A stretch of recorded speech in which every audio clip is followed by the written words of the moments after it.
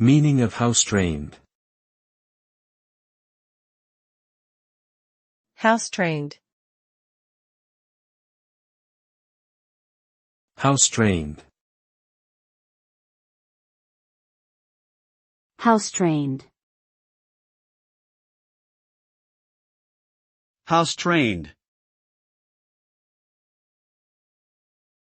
The term house-trained refers to the state of an animal, usually a pet, that has been trained to eliminate waste in an appropriate place indoors. This typically means using a litter box for cats or holding it until being taken outside for dogs. The goal of house training is to prevent accidents and maintain a clean living space. When an animal is properly house-trained, they will reliably go to the designated area to eliminate waste without causing damage or odors in the home. It takes patience, consistency, and praise to achieve successful house training.